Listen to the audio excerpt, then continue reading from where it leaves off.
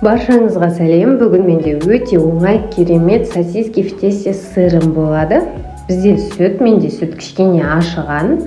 Одан соң сұйық май, тұз және де 2 қасық қант салып араластырып, 1 қасық дрожжімізді салып жақсылап араластырамыз. Енді ұнымызды салып, қамырымызды иілейміз.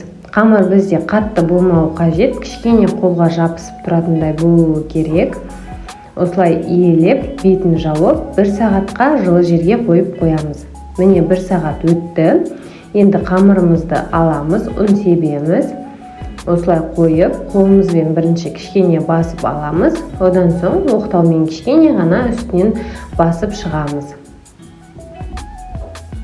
Басып болғаннан кейін сосискамыз бен сырымызды осылай турап дайындап аламыз және де қамырымызды осылай ұзыншалап барлығын кесіп шығамыз.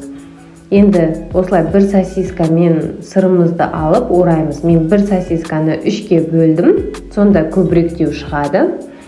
Міне осылай орап шығамыз барлығын. Түкте қиындығы жоқ, кесіп алып орай береміз. Енді бетін жылтоппен жағып шығамыз, барлық жеріне жеткізіп.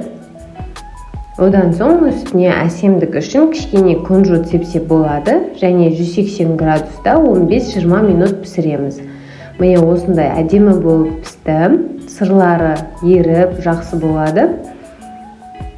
Міндетті түрде жасап көріңіз, өте дәмді болып шығады, өкінбейсіз. Міне қарасаңыз, мұнда тестасы өте жұмсақ болған, сыры да әдемі болып еріген. Ас болсын жасап жатсаңыз, және де видеоны соңына дейін көрген болсаңыз, каналыма тіркеліңіз.